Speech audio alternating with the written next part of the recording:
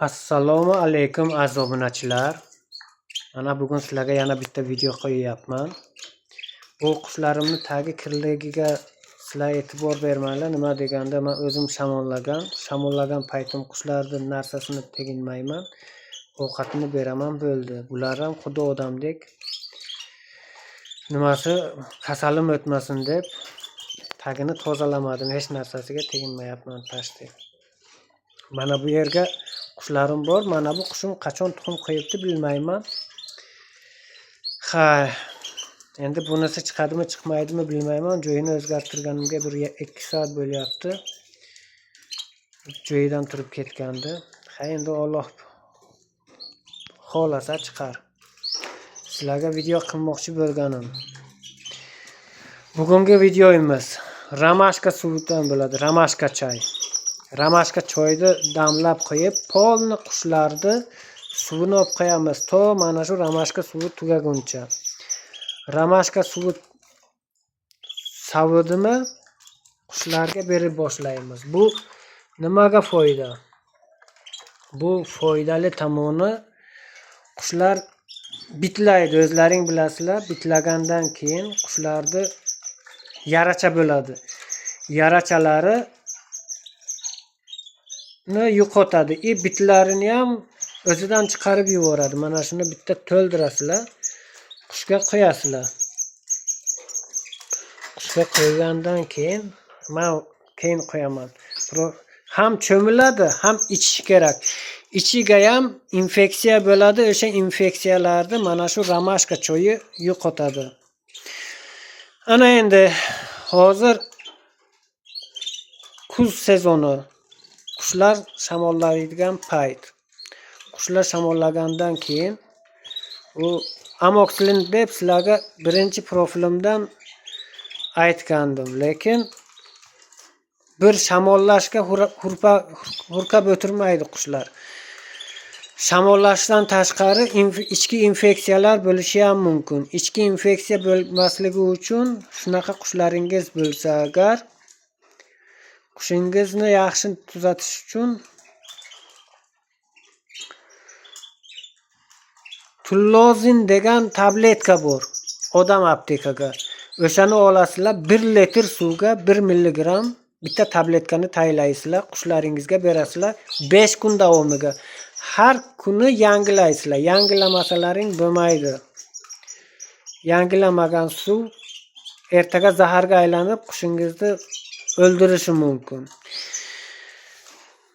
Mana shuni qilsalaring qushlaring sizlarga ajoyib natija berib ketadi. Hali bironta qushdan men endi 3 yil deganda endi mana shu kanalimni ochdim.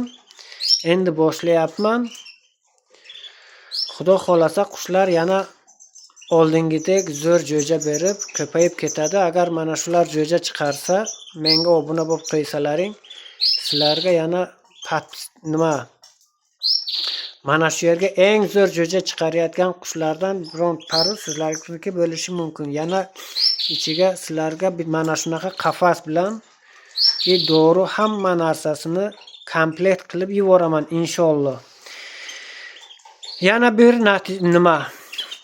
savobli ish, boshimizdan koronavirus degan narsani o'tkazdik o'z paytiga.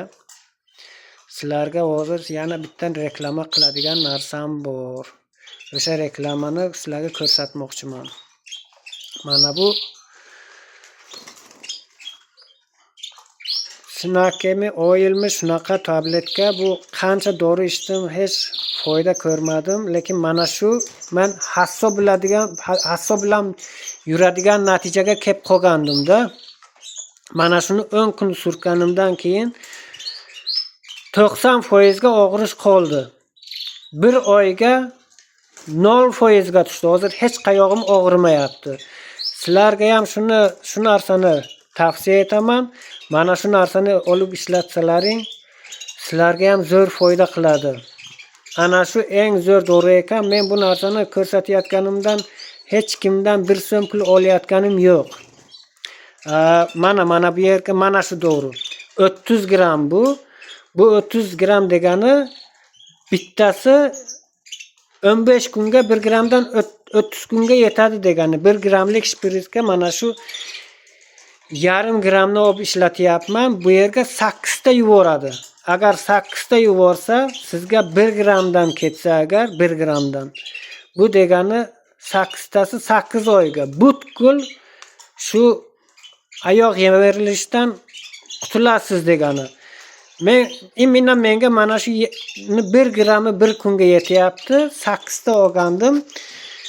Bu ham oyoq suyak yemirilishi, ham 7 milligram gacha yetgan ana u girja degan baloga ham ta'sir qilar ekan, suyak yemirilish degan baloga ham ta'sir qilar ekan.